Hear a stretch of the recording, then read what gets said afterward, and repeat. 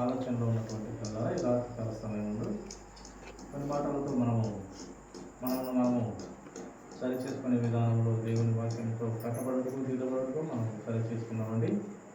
వచ్చినటువంటి అందరికీ మరొకసారి ప్రభు నామములో హృదయపూర్వకమైన వందనాలు. గ్రంథం నుండి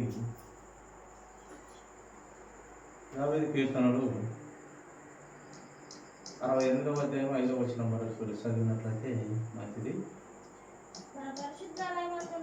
తన పరిశుద్ధ ఆలయమందు దేవుడు తండ్రి లేని వారికి తండ్రియు విధవరాలకు న్యాయకర్తనై ఉన్నాడు. తన పరిశుద్ధ ఆలయంలో ఉండే దేవుడు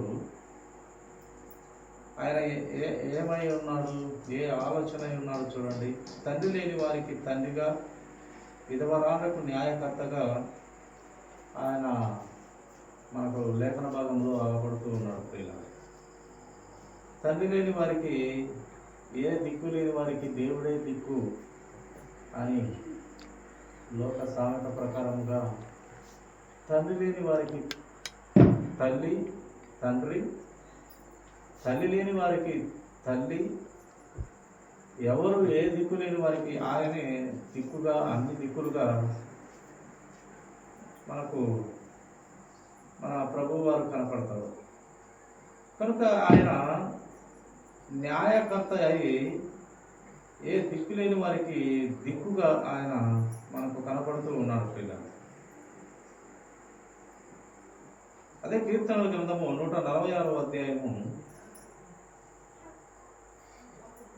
మాట చూస్తామండి. అదే కీర్తనల గ్రంథము 146వ అధ్యాయము 9వ వచనము మాట చదువు. యెహోవా పరదేశులను కాపాడువాడు, ఆయన తండ్రి లేని వారిని విధవరాలను ఆదరించువాడు, భక్తిహీనుల మార్గము ఆయన వంకర మార్గముగా చేయు.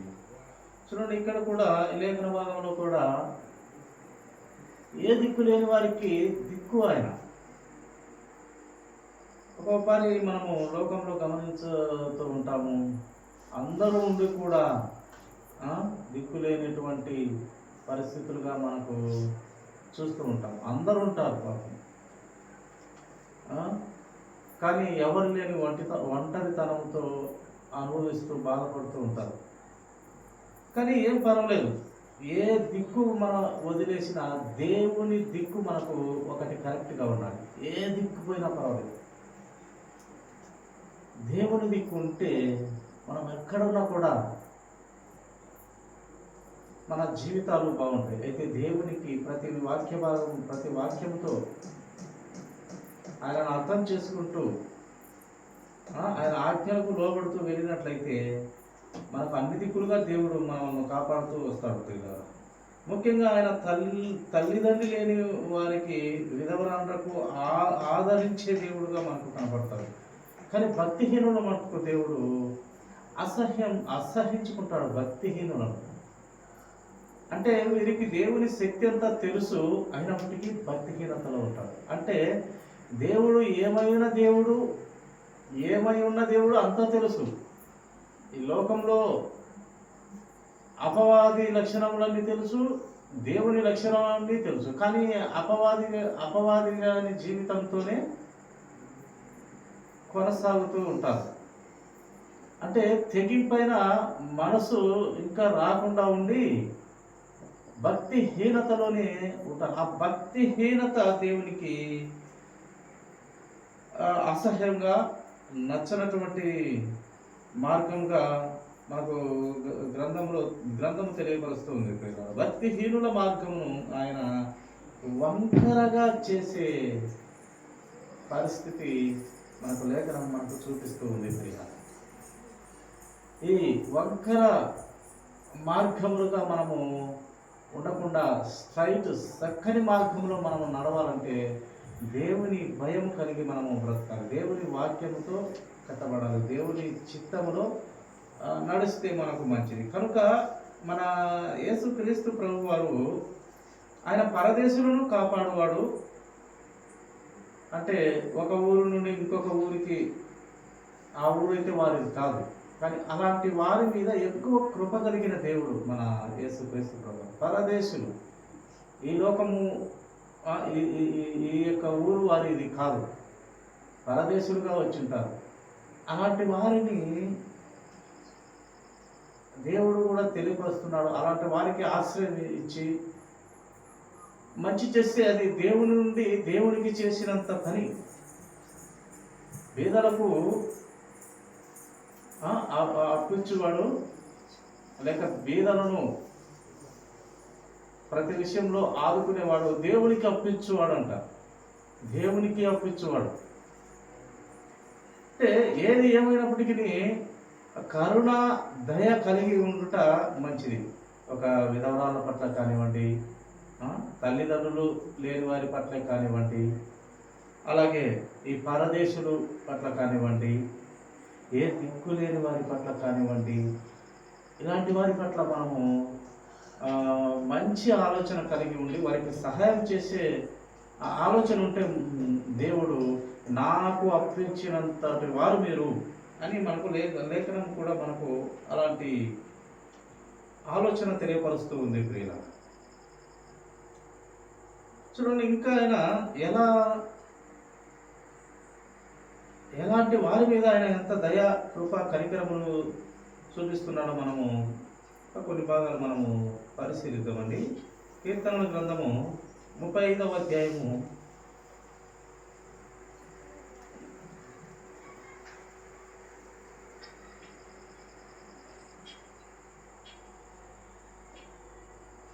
35వ అధ్యాయము 10వ వచనం. అప్పుడు యెహోవా నీ వంటి వాడెవడు, మించిన బలము గల వారి చేతి నుండి, దీనులను దోచుకొను వారి చేతిలో నుండి, దీనులను దరిద్రులను విడిపించువాడవు నీవే అని నా ఎముకలన్నీ చెప్పుకొను. ఆయన ఎవరెవరిని విడిపిస్తాడంట చూడండి. దీనులను విడిపించే దేవుడుగా, దరిద్రులను విడిపించే దేవుడుగా మనకు గ్రంథములో తేటగా మనకు రాయిస్తూ వచ్చినాడు పరిశుద్ధాత్మ దేవుడు. దీనులను దరిద్రులను ఆయన ప్రేమించి వారిని ఏ అవసరతలు ఉన్నారో, ఏ ఎరుకులు ఉన్నారో, ఏ ఇబ్బందులు ఉన్నారో, ఏ బట్ట లేకున్నారో, తిండి లేకున్నారో వారిని విడిపించే దేవుడుగా మనకు లేఖనము తెలియపరుస్తుంది. అంటే మొత్తానికి మన యేసుక్రీస్తు ప్రభు వారు ఆయన కరుణా సంపన్నుడు, దయ కలిగిన దేవుడు, కృప వెంబడి కృప ఇచ్చే దేవుడు, మహిమ నుండి అధిక మహిమలోకి చేర్చే దేవుడు. ఆయన చాలా మంచి క్వాలిటీస్ మన యేసుక్రీస్తు ప్రభు వారిలో ఉంటాయి. అదే మంచి లక్షణములు ఎవరిలో అయితే కనపడతారో వారు నిజంగా వారు దైవములు అని కూడా దైవ గ్రంథములో రాయిస్తూ వచ్చినాడు పరిశుద్ధాత్మ. దేవుని వాక్యము ఎవరికి వచ్చినో వారు దైవములు అని లేఖనము తెలియపరుస్తుంది. అంటే దేవుని ఆలోచన, మంచి లక్షణములు కలిగిన ఆలోచన ఎవరికి వస్తారో వారు దైవములు, దైవ లక్షణములు.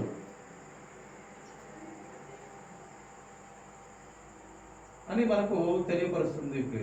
అందుకే దేవుడు నేను సమస్త విషయములలో పరిశుద్ధుడై ఉన్న ప్రకారం మీరు కూడా, నేను పరిశుద్ధుడై ఉన్న ప్రకారం మీరు కూడా సమస్త విషయములలో పరిశుద్ధులుగా ఉండాలనేది దేవుని ఆశ, కోరిక, ప్రణాళికగా మనము గ్రంథంలో మనం చూస్తాం.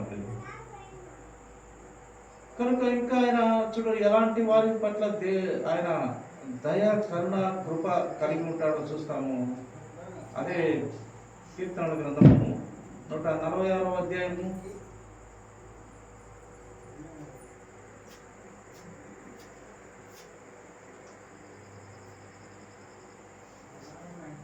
146వ అధ్యాయము 7వ వచనము మాట చూస్తామండి. బాధపరచబడు వారికి ఆయన న్యాయం తీర్చును, ఆకలి గొనిన వారికి ఆహారం దయచేయును. యెహోవా బంధింపబడిన వారిని విడుదల చేయును. బంధింపబడిన వారు, ప్రియ దేవుని పిల్లలారా, బంధింపబడిన వారి పట్ల దేవుడు కృప చూపిస్తాడు. ఒక పని చేయని నేరానికి శిక్షలు అనుభవిస్తూ ఉంటారు. ఏశావు స్టోరీలో అదే జరిగింది. ఆయన తప్పు చేయలేదు. ఆ పోతిఫరు భార్య మోసపు మాటలు, కపటపు మాటలు చెప్పి, భర్తలు చెప్పి 10 సంవత్సరాలు ఆయన ఆ జైల్లో మధ్యతప్పు చేసింది. తప్పు చేయలేదు, తప్పు చేసింది ఆవిడ చేసింది, కానీ చేయని తప్పుకు 10 సంవత్సరాలు శిక్ష అనుభవించినాడు.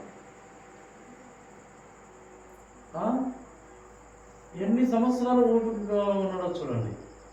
ఒకనొక సమయము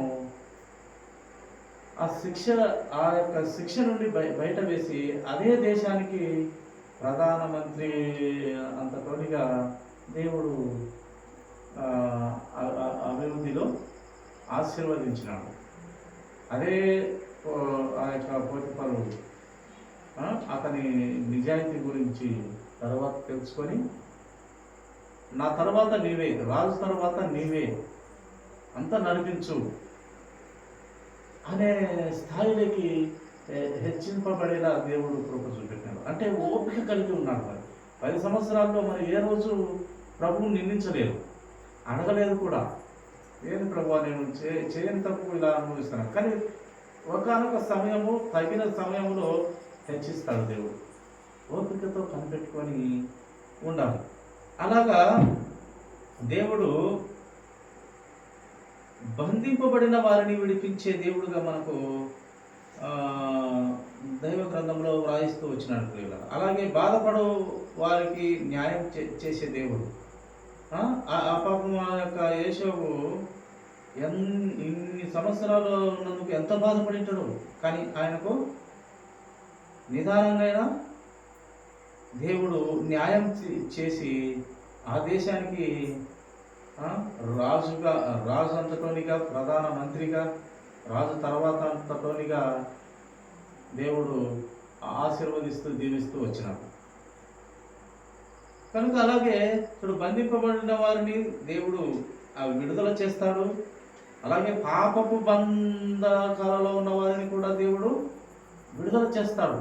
పాపపు ఆలోచనలో ఉన్న ప్రతి బిడ్డను ఆయన అంటాడు, యేసుక్రీస్తు ప్రభువారు, నేను వచ్చింది నీతిమంతుల కోసం కాదు, నేను వచ్చింది పనికిమాలిన జీవితంలో, చచ్చి పడిపోయిన వారి జీవితాల్లో జీవమును, చచ్చి పడిపోయిన వారి జీవితాల్లో, ఆ చచ్చిపోయిన జీవితంలో జీవము చూపించగలిగే నీకు నేను వచ్చాను.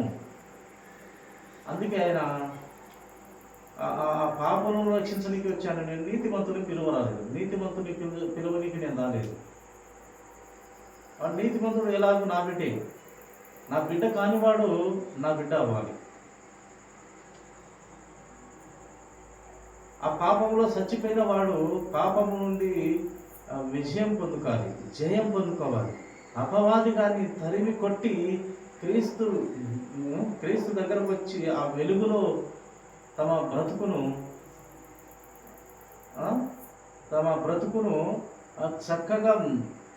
చక్కని దారిలోకి వచ్చుటకు దేవుడు కృప చూపిస్తే దేవుడుగా మనకు కనపడతాడు ప్రియుల. కనుక ఆయన బాధపడు వారికి న్యాయం చేసి బంధింపబడిన వారిని విడుదల చేసే దేవుడుగా ఉన్నాడు. అలాగే ఆకలి కొనిన వారికి ఆహారము దయచేయు యెహోవా.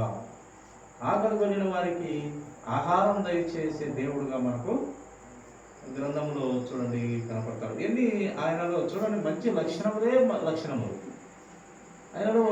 బైబిల్ అంతా కూడా ఎప్పుడన్నా ఒక్కసార్లు కూడా యేసుక్రీస్తు ప్రభువారు కానీ, మన త్రియేక దేవుడైన యేసుక్రీస్తు ప్రభువారు కానీ, పరిశుద్ధాత్మ దేవుడు కానీ, మన పరమ తండ్రి అయిన మన పరమ తండ్రి, ఆత్మలు కన్న తండ్రి, మనకు తండ్రి ఒక్కడే, ఆ తండ్రి ఆత్మల కన్న తండ్రి ఆయన. కానీ ఎక్కడ కూడా ఆయన తప్పు చేసినట్టుగా, ఎందుకంటే ఆయన నరుడు కాదు, ఆయన దేవుడు కనుక ఆయన తప్పు చేయడు. ఆయన తప్పు చేయుట అసంభవం అని రాయబడుతూ వచ్చింది దైవ గ్రంథంలో. అలాంటి దేవుణ్ణి కలిగి ఉన్నందుకు నిజంగా ధన్యులము. అట్టి నిజదేవుడు యేసుక్రీస్తు ప్రభువారు ప్రియుల. అలాగే చూడండి 118వ అధ్యాయము 113వ అధ్యాయము కీర్తన గ్రంథము 113వ అధ్యాయము మాట చదువుకుందామండి.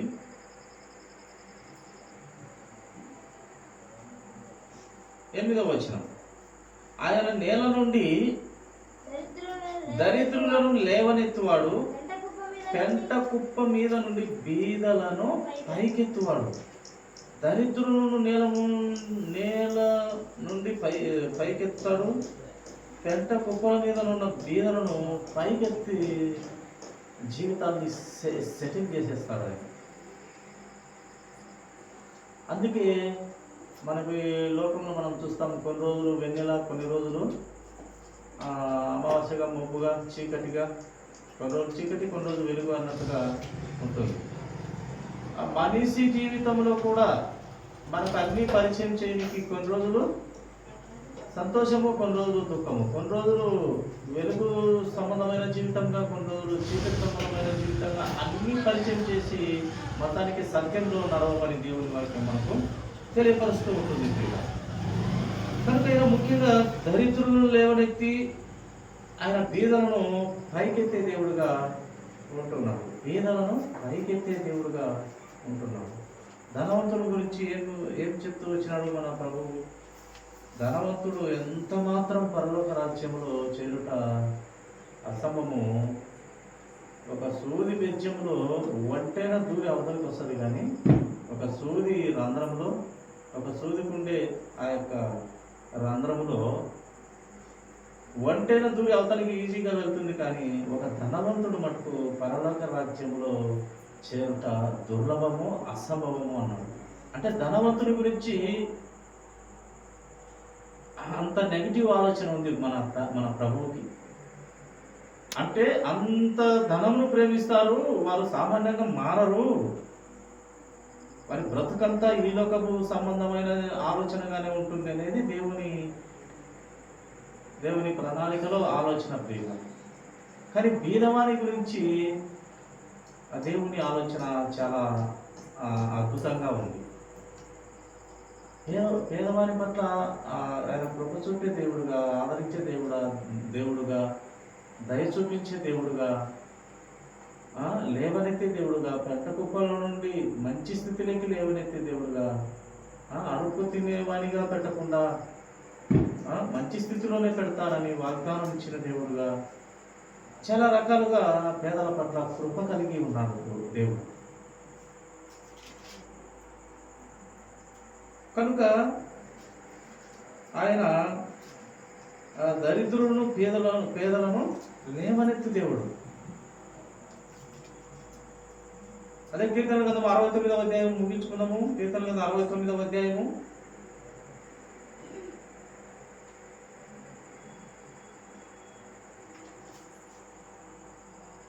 33వ వచనము మాట చదవము.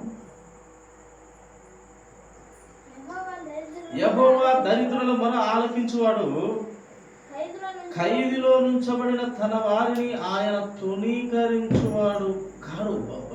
చూడండి, ఆయనంట దరిద్రుల మొర ఆలకిస్తాడు. దరిద్రత బట్టి అన్నం లేక బట్ట లేక ఉన్న వారి మొర పెడితే వారి మొర ఆలకిస్తాడంట. ఆలకించి ఏం చేస్తాడు? ఏదో ఒకరి ద్వారా, ఎవరి ఒకరి ద్వారా పని కల్పించడమో, ఆహారము అందించడమో, బట్ట తెచ్చి ఇవ్వడమో, ఇవన్నీ నాకు పెడితే వారికి పెడితే నాకు పెట్టినట్టు అని దేవుని మాట ఉంది. అంటే ఒక అల్పుడైన వానికి, తిండి లేని వానికి తిండి పెడితే, ఒక అల్పుడైన వానికి, బట్ట లేని వానికి బట్ట ఇస్తే అవి వానికి చేసినట్టు కాదు, నాకు క్రీస్తుకు చేసినట్టు అని దేవుడి వాక్యము శిష్యులతోనే అంటాడు. శిష్యులతో అన్నప్పుడు మేము ఎవరికి అన్నం పెడుతుంది, ఎవరికి బట్టలు ఇచ్చి తిని ప్రభు అన్నప్పుడు ఆ పేదవానికి మీరు ఒకరోజు కరుణించి బట్టలు ఇచ్చారు కదా, ఒకరోజు కరుణించి అన్నం పెట్టారు కదా. ఒకరోజు ఆ పేదవారిని ఆదుకొని ఆదరించి ఆదరణపు మాటలు మాట్లాడారు కదా. అది ఎవరితో కాదయ్యా చేసింది, అది నాకు చేశారు మీరు అంటాడు కదా. కనుక ఆ దరిద్రుల పట్ల అంత దేవునికి ఇష్టం ప్రియుల. దరిద్రుల పట్ల, పేదల పట్ల, విధవరాళ్ళ పట్ల, ఇంకేమి యాత్రికుల పట్ల, ఏ దిక్కు లేని వారి పట్ల, తల్లిదండ్రి లేని పిల్లల పట్ల కృప కలిగి ఉంటాడు దేవుడు. మనుషులు కూడా, దేవుడే కాదు మనుషులు కూడా అట్టి స్థితిలో ఉండాలని దేవుడు చెప్పారు. అట్టి స్థితిలో ఉంటే మీరు వారికి కాదు మీరు చేసింది నాకు చేసినట్టు అని మన ప్రభువు చాలా విలువైన మాటలు మనకు తెలియపరుస్తాడు ప్రియుల గ్రంథంలో. దరిద్రులు మన ఆలకించువాడు మాత్రమే కాదు, ఖైదులో ఉంచబడిన తన వారిని ఆయన తునీకరించువాడు కాదు. పొరపాటున ఖైదులో ఉన్న వారిని తునీకరించడు, వాని లేవనెత్తుతాడు. ఒకనొక సమయంలో వాని లేపి వాని అధిపతిగా చేస్తాడు. జైల్లో పన్నెంలే అయిపోయా నా జీవితం అనేది కాదు, లేపుతాడు ఆయన, మళ్ళీ విడిపిస్తాడు ఆయన. అంత శక్తివంతుడు, అంత న్యాయం కలిగిన దేవుడు. అయితే ఓర్పు, సహనము, పట్టుదల, ప్రభువు మీద నిరీక్షణ కలిగి ఉండాలి ప్రియులారా. చూడండి, చివరిగా ముగించుకుందాము. యెషయా గ్రంథము 2వ అధ్యాయం 17వ వచనము, అలాగే రోమాలకు రాసినటువంటి పత్రిక 4వ అధ్యాయం 17వ వచనం చూసుకున్నాం. ఫస్ట్ యెషయా చూసి, యెషయా గ్రంథము 2వ అధ్యాయము 17వ వచనం. అప్పుడు నరుల అహంకారము అణగదొక్కబడును, మనుషుల గర్వము తగ్గింపబడును. ఆ దినమున యెహోవా మాత్రమే ఘనత వహించును. ఆయన వచ్చే సమయము అనుకుంటా ప్రియులరా. మనుషుల అహంకారం అంతా అణగదొక్కబడుతుంది, మనుషుల గర్వం అంతా తగ్గించబడుతుంది. ఆ దినమున యెహోవా మాత్రమే ఘనత వహించే దేవుడుగా, అహంకారులను గర్విష్ఠులను అనగదొక్కే దేవుడుగా మనకు లేఖన భాగంలో కనపడుతుంది.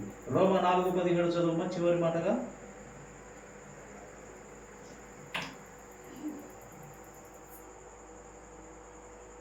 తాను విశ్వసించిన దేవుని ఎదుట, అనగా మృతులను సజీవులుగా చేయువాడును, లేని వాటిని ఉన్నట్టుగానే పిలుచువాడునైన దేవుని ఎదుట అతడు మనకందరికీ తండ్రి అయి ఉన్నాడు. ఇందును గూర్చి నిన్ను అనేక జనములకు తండ్రిగా నియమించితిని అని వ్రాయబడుచున్నది. కనుక మన యేసుక్రీస్తు ప్రభువారు మన అందరికీ తోడుగా ఉండే దేవుడు, తండ్రిగా ఉండే దేవుడుగా మనకు లేఖనం తెలియపడుతుంది. ఆయన తోడుగా ఉండే దేవుడు, నడిపించే దేవుడు, ఏలు పట్టి నడిపించే దేవుడు, చూస్తున్న దేవుడు.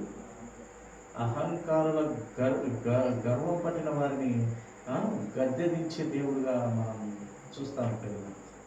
కనుక మంచి కోటాను కోట్ల మంచి లక్షణములు మాత్రమే మన క్రీస్తులో చూస్తాం. ఆయనలో ఒక్క పొరపాటు కానీ, మకుటం లేని మహారాజు ఆయన, మన యేసుక్రీస్తు ప్రభు. మకుటం లేని, మచ్చలేని మహారాజు. ఆయనలో ఏదన్నా ఒక చిన్న తప్పు ఉందని ఆయన సవాలు విసిరినాడు. ఏం సవాలు విసిరాడు ఆయన? యేసుక్రీస్తు ప్రభు వారు ఒక సవాలు విసిరండి. ఏంది? అదో ఆ పాప చెప్పింది, నాలో పాపం ఉందని ఎవరన్నా మీలో ఎవరైనా సరే స్థాపించగలరా, నిరూపించగలరా? లేదు ఆయన పాపం. ఆ సవాలు విసిరినాడు. ఇప్పటికీ ఆ సవాలును ఎదుర్కొనే నమ్ము ధైర్యం ఎవరికి లేదు. ఆయన పరిశుద్ధుడు, ఆయన పాపము చేయలేదు. కనుకనే పాపాన్ని తీసివేసే అధికారం ఆయనకు మాత్రమే ఉంది. ఆయన పాపము చేయలేదు కనుక, పరిశుద్ధుడు కనుక దేవుని కుమారుడు కనుక ఆ దేవుని కుమారుడుగా సమస్తమును సర్వలోకమును ఆయనకు అప్పచెప్పినాడు మన తండ్రి అయిన దేవుడు. ఎందుకు సమస్తమును అప్పచెప్పినాడంటే ఆయనలో తప్పు చేయడు. ఆయన నా కుమారుడు తప్పు చేయడు, నా కుమారుడు పరిశుద్ధుడు,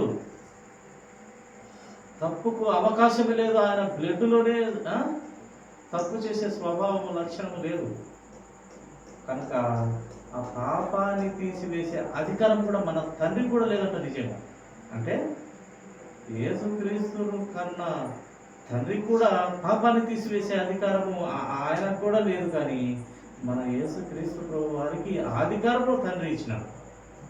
నాకు కూడా లేదు, కుమారునిదే.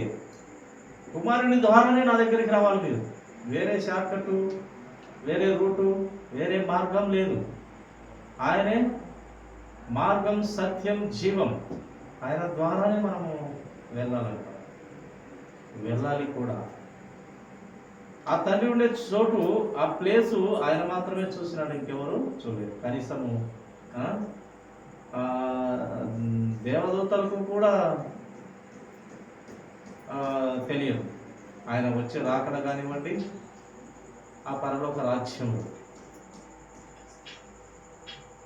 కనుక అట్టి స్థితిలో ఉన్నటువంటి అట్టి కృప కలిగిన దేవుని కలిగి ఉన్నందుకు నిజంగా ప్రతిరోజు కూడా దేవునికి కృతజ్ఞతలు చెప్పుకుంటూ దేవుని వాక్యంతో, ఆ దేవుని వాక్యం అనే అద్దం ముందు మనం ప్రతిరోజు సరిచేయబడుతూ, దిద్దబడుతూ, వాక్యాన్ని గౌరవిస్తూ, లోబడుతూ, ఆయన శిక్షకు తల వంచుతూ, ఆయన గద్దింపుకు తల వంచుతూ, ఆయన లేఖనాన్ని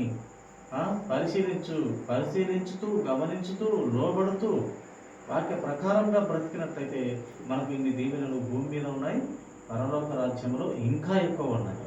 కనుక అటు స్థితిలో దేవుడు మనకందరికీ జ్ఞానము, బుద్ధి, వివేచన గ్రంథం ద్వారా దయచేయను కాక. ఈ లోక సంబంధమైన ఆశీర్వాదం కంటే దైవ సంబంధమైన ఆశీర్వాదము గొప్పది.